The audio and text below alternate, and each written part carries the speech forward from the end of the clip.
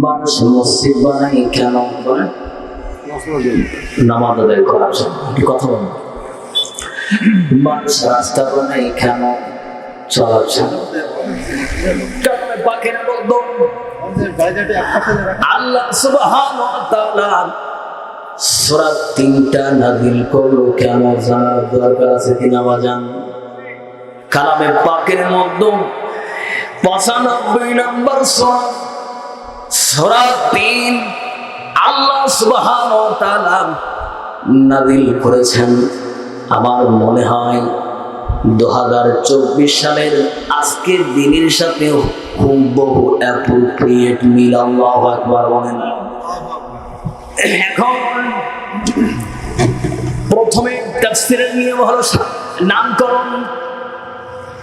প্রত্যেকটা সূরার মধ্যে সেই সূরার নামকরণের শব্দ উল্লেখ আছে। যেমন কদর সূরার ভিতরে ইন্না আনজালনাহু ফি লাইলাতিল কদর, কদর শব্দটা উল্লেখ আছে। এরকম করে দুই একটা সূরা ব্যতিরেকে সমস্ত সূরার নামকরণে শব্দটা উল্লেখ আছে। আল্লাহু আকবার। কিন্তু আল্লাহ সুবহানাহু ওয়া তাআলা সূরা 3 নামকরণের শব্দটাকে আল্লাহ পাক প্রথম নম্বর আয়াতের মধ্যে কোট করেছেন। পড়ুন, বিসমিল্লাহির রহমানির রহিম ওয়াত-তিনি ওয়াজ-যাইতুন। আল্লাহ, 3 শব্দটা হয়েছেন, একটু কথা বলা হয়েছেন। ওয়াত-তিনি ওয়াজ-যাইতুন, সূরা 3-এর প্রথম নম্বর শব্দ থেকেই সূরাটি আল্লাহ পাক সূরা 3 হিসাবে নামকরণ করেন। সূরা বুরুজের পরে মক্কায় অবতীর্ণ সূরার নামটা হলো সূরা 3। সবাই বলুন সুবহানাল্লাহ। 114টা সূরার মধ্যে 95 নম্বর সূরা, সূরা 3 আয়াত সংখ্যা হলো 8, শব্দ হলো 34, অক্ষর আসে 156।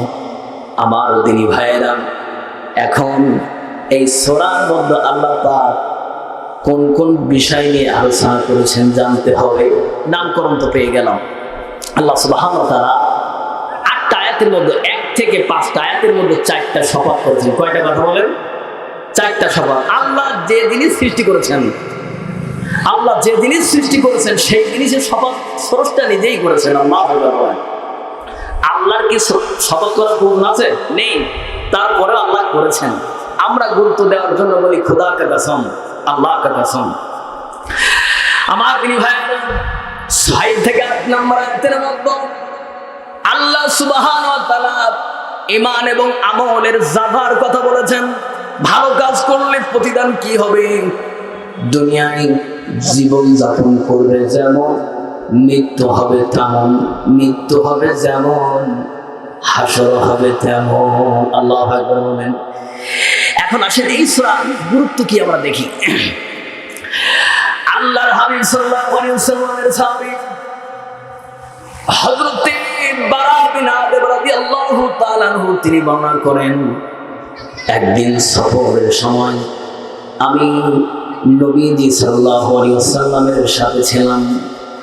যেই নবীর উপর স্বয়ং আল্লাহ পাক কালামে পাক নাযিল করেছেন, সেই নবী ইশার নামাজের সময় কালামে পাক থেকে সূরা 3 দিয়ে নামাজ আদায় করেছেন। ওয়াত-তিনি ওয়াজ-যাইতুন। আল্লাহু আকবার বলেন। আমার বাজান হুবহু কোরআন থেকে কথা।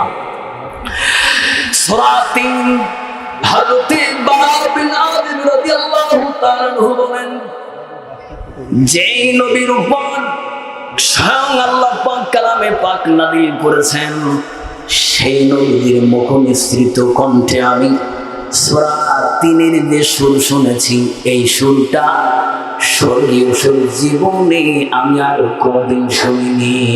আল্লাহু আকবার। আমার দিনী ভাইয়েরা, এইবার আসেন সংক্ষিপ্ত তাফসীরে। সময় স্বল্প বলে আমি বেশি দীর্ঘায়িত করছি না। দেখেন, সরাসরি এবার তাফসীরের দিকে যাই। আল্লাহ সুবহানাহু ওয়া তাআলা প্রথম নম্বর আয়াতের মধ্যে বলেন ওয়াত-তিনি ওয়াজ-যাইতুন। আল্লাহু আকবার বলেন না তো? কোরআন শরীফের তাফসীরটা কেমন দেখেন। এটা কাসমিয়া শাফাতের কসম করে আল্লাহ পাক বলেন ওয়াত-তিন, তিন শব্দের অর্থ হলো জড়ডুমুর। কি ডুমুর বলেন? আর জোরে বলেন। জড়ডুমুর। জড়ডুমুরের কসম ওয়াত-তিনি ওয়াজ-যাইতুন। দ্বিতীয় নাম্বার হলো জলফাইয়ের কসম। আল্লাহু আকবার। জলফাই আমরা চিনি না?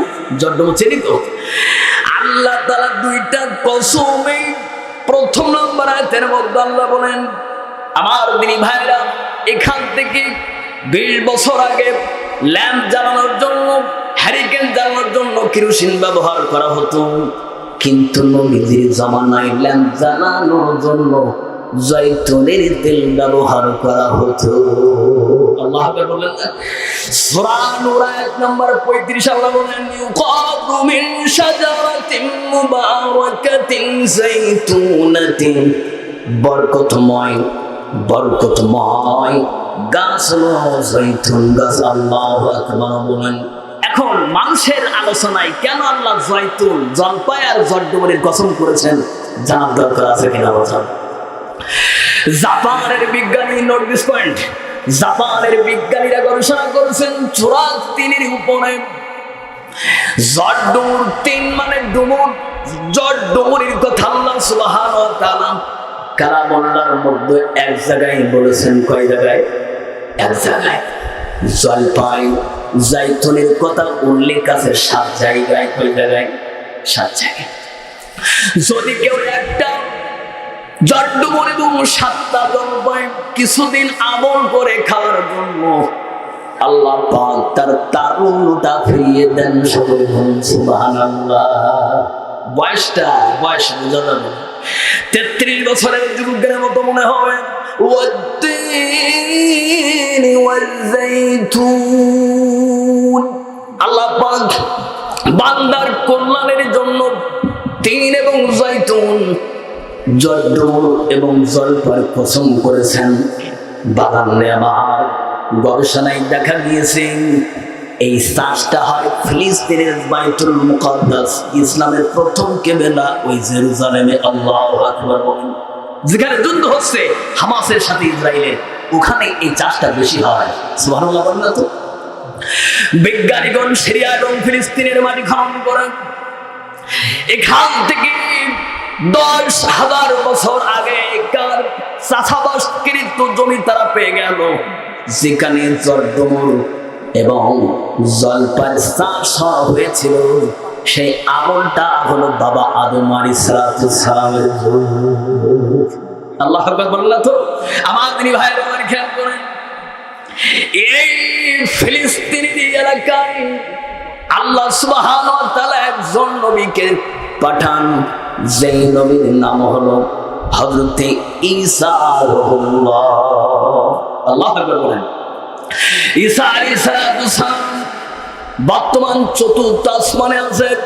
ইমাম মাহদী আলাইহিস সালামের পরে এই ধারাভাবে যখন দাজ্জাল আসবে, তারপরে ঈসা ইবনে মারইয়াম আলাইহিস সালাম নাযিল হবেন।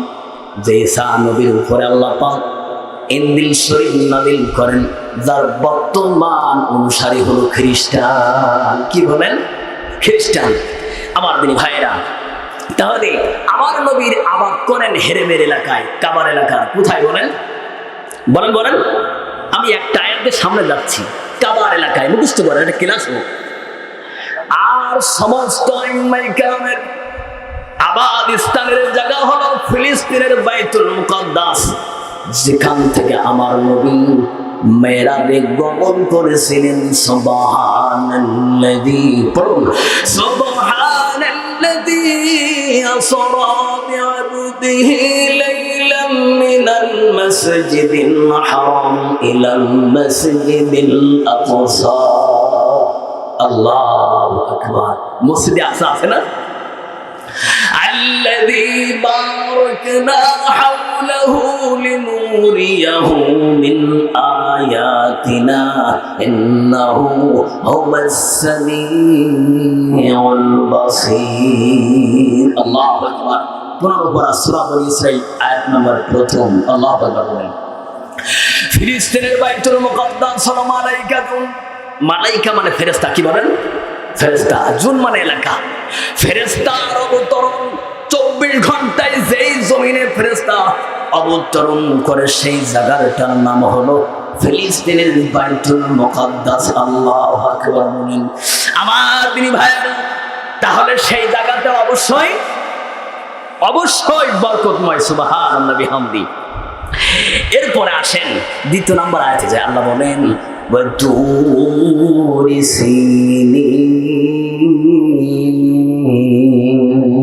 আল্লাহু আকবার বলেন তুরে সিনা আমাদের কি তাকান তুরে সিনা একটু বাজান একটু তাফসীর আমরা তো শুধু আমরা আওয়াজ শুনি হই হুল্লোড় শুনি আওয়াজ শুনি ওয়াজ না এখন ওয়াজের ময়দান আওয়াজের ময়দান হয়েছে ওয়াজের ময়দান নেই ভালো কথা ভালো জিনিসই দেখেন মাছি বসে কিন্তু যে পচা তেরা বেয়ার ঠিক আছে যেটা জ্যান্ত মাছ সেটা কিন্তু মাছি বসে না ওই পচা মাছ কেনার খরিদ্দির বেশি আসলটা কেনার খরিদ্দির কম আমার দিনী ভাইয়ের আবার খেয়াল করে দেখেন আল্লাহ সুবহানাহু ওয়া তাআলা দ্বিতীয় নম্বর আয়াতের মধ্যে বলেন তুরি সিনিন তুরি সিনার কসম যে তুরি সিনা আল্লাহ সুবহানাহু ওয়া তাআলার একজন জলিল কদর নবী তার নাম হলো হযরত মূসা কালিমুল্লাহ কোন নবীর কথা বলেন মূসা কালিমুল্লাহ আল্লাহ পাক তুরে সিনায় মূসা আলাইহিস সালামের সঙ্গে কথা বলেছিলেন আর একখানা আসমানি কিতাব দিয়েছিলেন তার নাম হলো তাওরাত কি নাম বলেন তাওরাত তাওরাতের বর্তমান অনুসারীদেরকে ইহুদি বলা হয় অভ্রষ্ট ইহুদি কি বলেন ইহুদি তাহলে বাজান তুরে সিনা হলো গুরুত্বপূর্ণ জায়গা এইবার আসেন চতুর্থ নম্বর কসম আল্লাহ বলেন ওয়াহাদাল বালাদিল আমিন আল্লাহ আকবার বলেন নিরাপদ নগরী মক্কা নগরী আল্লাহ আকবার বলেন মক্কায় জন্মগ্রহণ করে কোন নবীকে বলতে পারবেন হ্যাঁ কোন নবী বলেন দিন আমার নবী মক্কা মুকাররমায় জন্মগ্রহণ করেন আল্লাহ সুবহানাহু ওয়া তাআলা বলেন ওয়াহাদাল বালাদিল আমিন এই মক্কা নগরী হলো নিরাপদ নগরী সুবহানাল্লাহ এই জায়গায় সাইয়্যিদুল কাউনাইন জনাবে মুহাম্মদুর রাসূলুল্লাহ সাল্লাল্লাহু আলাইহি ওয়াসাল্লামের জন্মস্থান আল্লাহ পাক হেরা গুহায় আসমানি একটা কিতাব নাযিল করেন সেই কিতাবটার নাম হলো কালামুল্লাহ আল্লাহু আকবার আমার দিনী ভাইরা সংক্ষিপ্ত আকারে আমরা এই তিনটা আয়াত পড়লাম এবার চতুর্থ নম্বর আয়াতে দেখেন কি আছে আমার সাথে পড়েন বিসমিল্লাহির রহমানির রহিম আল্লাহ বলেন لقد خلقنا الإنسان في أحسن تقويم الله أكبر এই পৃথিবীতে যত মানুষ আল্লাহ পাক মাখলুক সৃষ্টি করেছেন মানুষ হলো সর্বোৎকৃষ্ট সৃষ্টি আমার দিনী ভাইয়েরা লক্ষ কোটি আল্লাহ পাকের সৃষ্টির মধ্যে মানুষ হলো শ্রেষ্ঠ যদি শ্রেষ্ঠত্ব বিচার করা হতো দৌড়ের বিচারে যদি শ্রেষ্ঠত্ব বিচার করা হতো তাহলে চিতাবাঘ শ্রেষ্ঠত্ব হতো সাকারের বিচারে যদি শ্রেষ্ঠত্ব প্রমাণিত হতো মাছ শ্রেষ্ঠ হতো যদি উড়ার দিক দিয়ে যদি শ্রেষ্ঠত্ব প্রমাণিত হতো বাজ পাখি কিন্তু শ্রেষ্ঠ হতো কিন্তু আল্লাহ পাক শ্রেষ্ঠত্ব দিয়েছেন বনি আদমকে আল্লাহ আকবার বলেন আল্লাহ পাক বলেন ওয়ালাকাদ কাররামনা বনি আদম সূরা বনি ইসরাঈলের মধ্যে আল্লাহ পাক বলেন আদম সন্তানকে আমি শ্রেষ্ঠত্ব করেছি পৃথিবীর মানুষেরা শুনে রাখো এই যত সৃষ্টি দুনিয়ায় আছে সব মানুষের কল্যাণে সৃষ্টি সুবহানাল্লাহ বলেন এবার আমাদের তাকান একটা থিওরি বলি বাঘকে আল্লাহ পাক কত শক্তি দিয়েছেন কিন্তু মাত্র মাথাটা নিম্নগামী হাতিকে কত শক্তি দিয়েছেন মাথাটা নিম্নগামী রয়্যাল বেঙ্গলকে কত শক্তি দিয়েছেন মাথাটা নিম্নগামী কিন্তু মাখলুকাত আশরাফুল মাখলুকাত মানব জাতির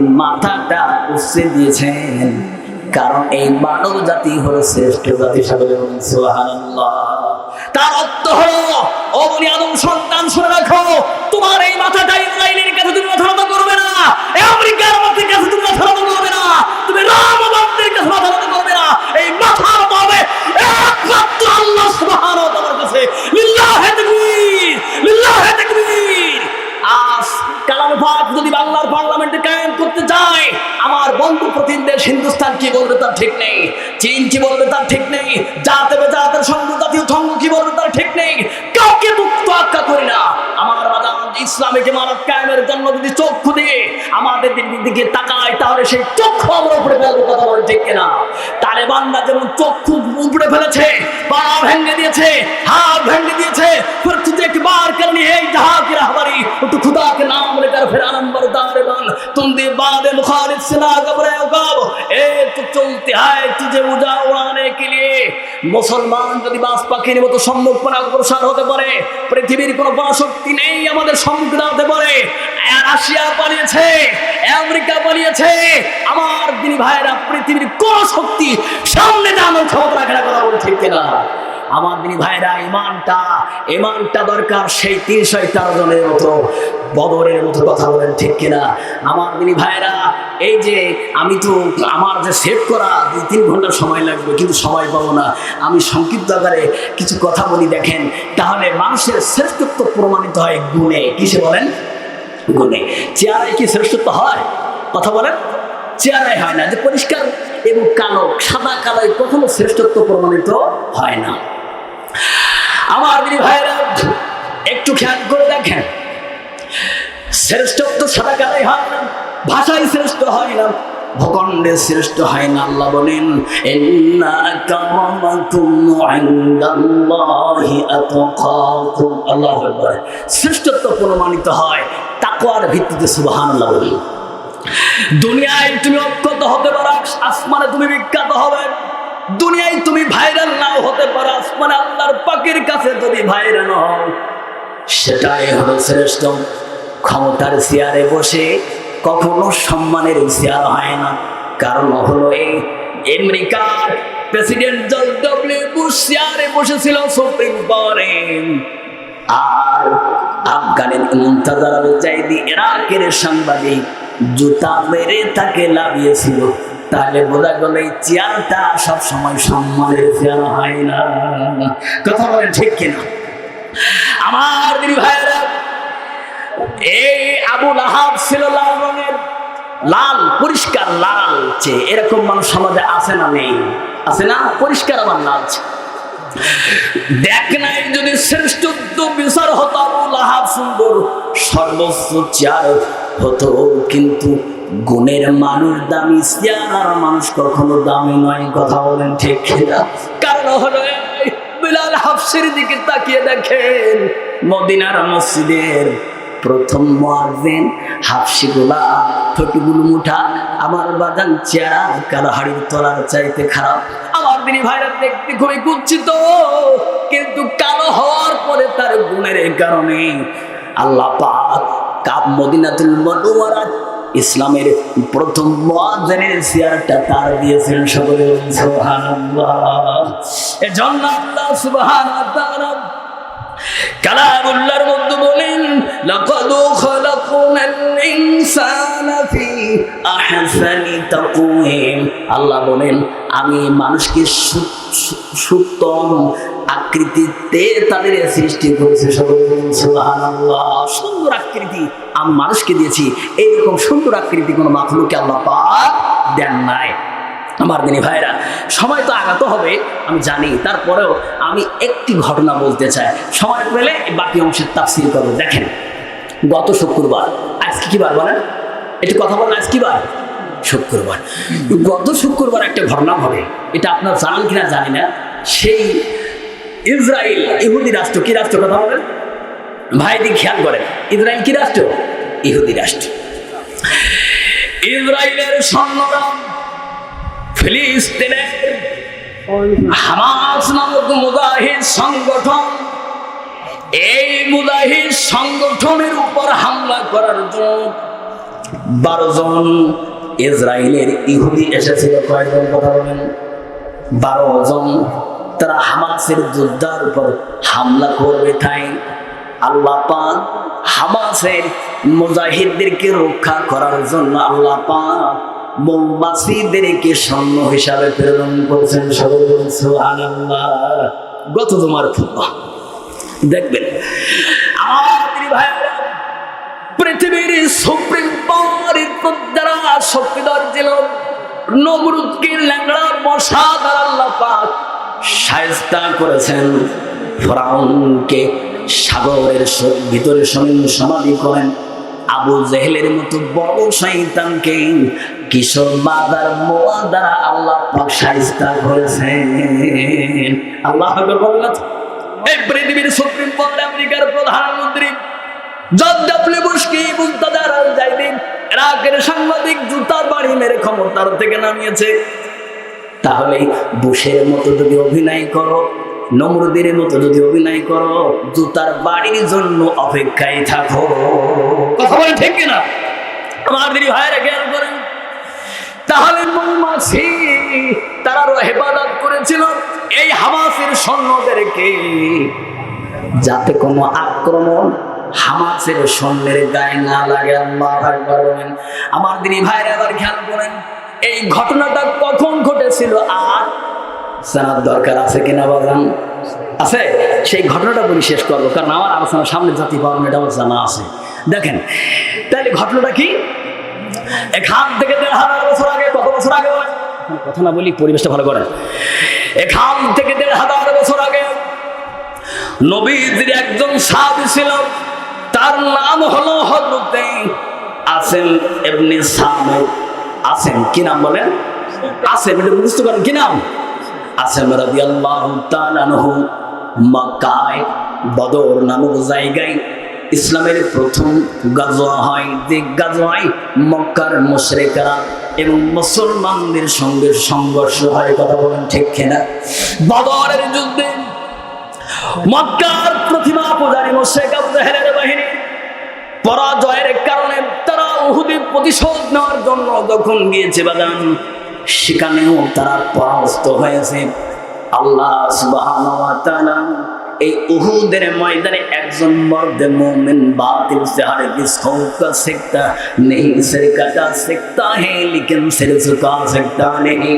একজন মর্দে মুমিন আসেম রাদিয়াল্লাহু তাআলা আনহু একাধারে একজন জুলাফা নামে একজন মুশরিক এই রমণীর স্বামীকে হত্যা করেছিল।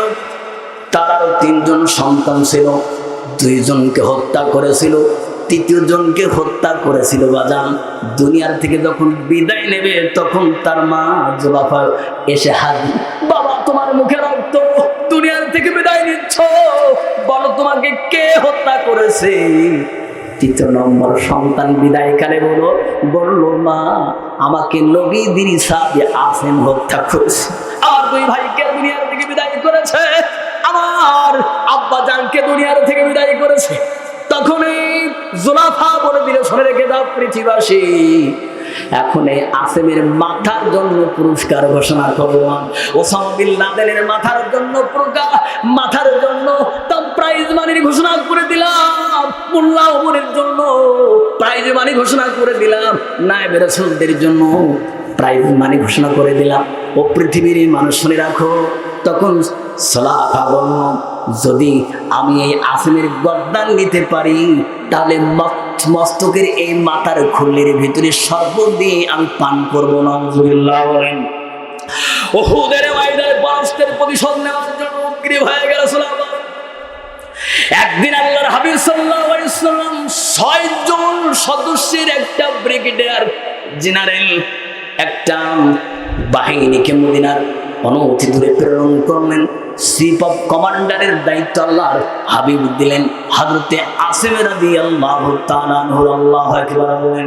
আমার বাজান যখন যাচ্ছিলেন মদিনার কোন এক রাস্তা দিয়ে সংগোপনে, ইতিমধ্যে মক্কার মুশরিকদের একটা গোত্র নাম হলো হুযাইল গোত্র, তারা অতর্কিত নবীদের 6 জন সদস্যের উপর কাফেলার উপর হামলা করলো।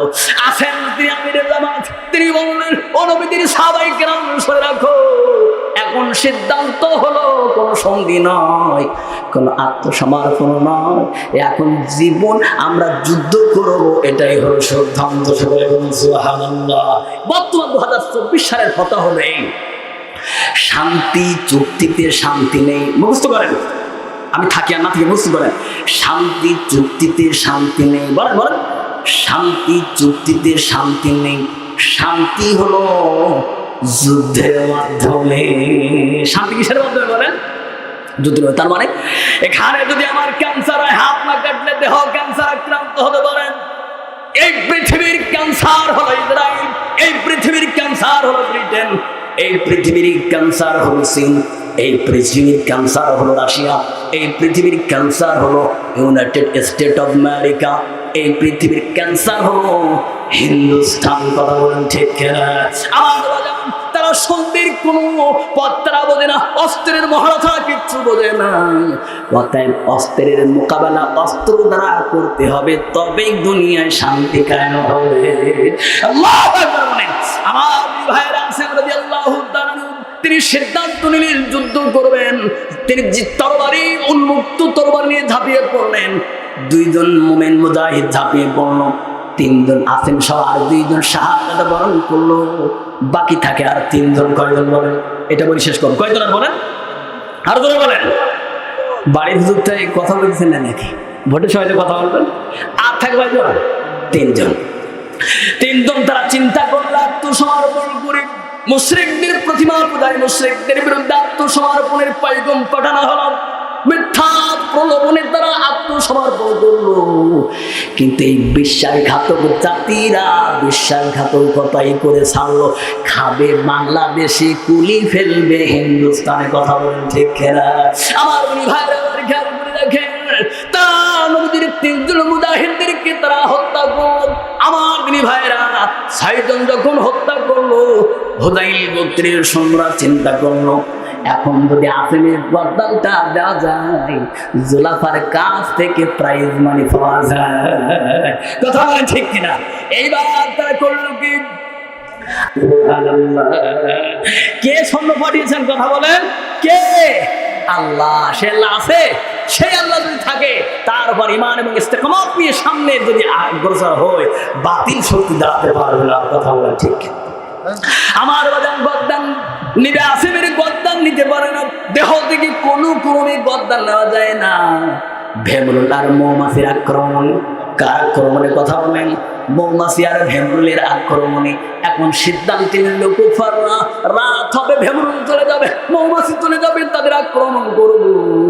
কিন্তু রাত যখন হয়ে গেল, আমার বাজান মৌমাছি ভেমরুল যদিও যায়, আল্লাহ পাক বজ্র বৃষ্টি দিলেন, দাঁড়ানোর ক্ষমতা ছিল না। আল্লাহ আমার বাজান বৃষ্টির পানিতে আছেন রাদিয়াল্লাহু তাআলা আনহুর দেহখানা বাজান পানিতে ভেসে গেল। আল্লাহ বলেন, আল্লাহু ইয়াসিমুকা মিনান নাস। সূরা বাকারা। আল্লাহ পাক আর কুফারদের থেকে দিনের দায়ীদেরকে আল্লাহ পাক হেফাজত করবেন। আল্লাহু আকবার বলে। তাহলে গত শুক্রবারে হামাসের সৈন্যদেরকে যে আল্লাহ সুবহানাহু ওয়া তাআলা মৌমাছি দ্বারা হেফাজত করেছেন, 1500 বছর আগে আসমানকে মৌমাছি ভেমরুল দ্বারা হেফাজত করেছেন, সে আল্লাহ বর্তমান যে সকল এইরকম মুশরিক এবং তাদের দোসররা আছে, তাদের থেকে ইমানদারকে আল্লাহ পাক হেফাজত করবেন। কথা বলেন ঠিক কিনা? কি বলবো? সালাম আলাইকুম করুন। 3 মিনিট কি বলবো আমার এই ভাইরা? তাহলে আমি সমসাময়িক বিষয়ের উপর কিছু কথা বললাম। এবার দেখেন 5 নম্বর আয়াত, বিসমিল্লাহির রহমানির রহিম, সুম্মা ওয়াদানাহু আসফালা সাফিলিন। আল্লাহু আকবার বলেন। আল্লাহ বলেন, মানুষ তার কৃত কর্মের কারণে সম্মানের চেয়ার থেকে সে অতি নিম্নগামী চেয়ারে তার আসন হয়। আল্লাহ তোমার সম্মান দিয়েছে, আল্লাহ তোমার শ্রদ্ধা দিয়েছে, আল্লাহ তোমার সম্মানের একটা চেয়ারে রেখেছে, ক্ষমতার প্রধানমন্ত্রীর চেয়ারে রেখেছে, এমপির চেয়ারে রেখেছে, মন্ত্রীর চেয়ারে রেখেছে। সেই চেয়ারে বসে তুমি গাদ্দারি করতে পারো না, মুসলিম জাতির সঙ্গে তুমি ধৃষ্টতা প্রদর্শন করতে পারো না। শিক্ষামন্ত্রীর নাম নওফেল কি নাম? আর বলেন, জোরে বলেন কি নাম? আরে ভাই মুখস্থ করেন, নওফেল কি নাম? নওফেল। এই নওফেল বাজান চিন্তা করতেছে বাজান তাদের কমিটি, শুক্রবার স্কুল মাদ্রাসা বন্ধ যাতে না থাকে। নাউজুবিল্লাহ বলেন। ও নওফেল শুনে রাখো, এই জাতি জানতে চাই তোমার পরিচয়টা কি। কথা বলেন ঠিক কিনা? বাংলার জমিনে কোন তুফান নাস্তিক মুরতাদের এজেন্ডা বাস্তবায়ন করতে দেওয়া হবে না। কথা বলেন ঠিক কিনা? আমার দুই ভাইরা, নওফেল মোরাদ কোথায় গেছে? টাকলা মোরাদ মনে আছে তো আমার দুই ভাইরা? অতএব তাদের কোন ইসলাম বিরোধী কোনো এজেন্ডা বাস্তবায়ন হবে না। কথা বলেন ঠিক কিনা আমার দিনী ভাইরা? তাহলে আল্লাহ সুবহানাহু ওয়া তাআলা বলেন, সুম্মা ওয়াদাদনাহু আসফালা সাফিলিন। আল্লাহ বলেন কৃতকর্মের কারণে সে তার সম্মানের চেয়ার হারিয়ে ফেলে। কথা বলেন ঠিক কিনা? আল্লাহ বলেন, লাহুম কুলুবুল লা ইয়াফকাহুনা বিহা ওয়ালাহুম আযানুন লা ইয়াসমাউনা বিহা। আল্লাহ পাক বলেন কলব দিলাম, এই কলব দিয়ে ভালো মন্দ তুমি জাস্টিফাই করবা, কলব দিয়ে ভালো মন্দ জাস্টিফাই করো না, কান দিয়ে ভালো জিনিস শোনো না, চোখ দিয়ে তুমি ভালো জিনিস দেখো না। আল্লাহ বলেন উলাইকা কালআনআম বাল হুম আদাল ওয়া উলাইকা হুমুল গাফিলুন। আল্লাহ পাক বলেন এরা হলো চতুষ্পদ জানোয়ারের মতো। না না না, বরং তার চাইতে নিকৃষ্ট। অতএব বিবেক কাজে লাগাতে হবে, কান কাজে লাগাতে হবে, চোখ কাজে লাগাতে হবে, তাহলে সম্মানের চেয়ারটা ধরে রাখা যাবে। কথা বলেন ঠিক কিনা? একটু সম্মানের চেয়ারে গেলে বুঝতে হবে জাতি কি বলতে চায়, জাতির ভাষাগুলো বোঝার চেষ্টা করতে হবে। ক্ষমতা নেই বলে, অস্ত্র নেই বলে তোমরা সুপ্রিম পাওয়ারে আসো, রাষ্ট্রীয় ক্ষমতা আছে, মাইট ইজ রাইট, জোরদার মুলুকদার, মানে আমি যা ইচ্ছা তাই করছি। জনগণের ক্ষমতা নেই বলে যদি কিছু না বলতে পারে, বুঝতে হবে তাদের নীরবতা হলো সবচেয়ে বড় প্রতিবাদ। আল্লাহু আকবার বলেন। কারণ গত নির্বাচন হলো, নির্বাচনে সংখ্যাগরিষ্ঠ মুসলমানেরা অংশগ্রহণ করে না, তাই বোঝা গেল নির্বাচনটা বর্জন করেছে। কথা বলেন ঠিক কিনা? সবসময় অস্ত্র হাতে করতে হবে এটা প্রতিবাদ, বিষয়টা তা না। প্রতিবাদের আরো অনেক সিস্টেম আছে, নীরবতাও হলো একটা প্রতিবাদ। কথা বলেন ঠিক কিনা? আল্লাহ সুবহানাহু ওয়া তাআলা যতটুকু কথা হলো বক্তা শ্রোতা সকল বোঝার আমল করার তৌফিক দান করেন। আমি সকলকে আল্লাহুম্মা আমিন।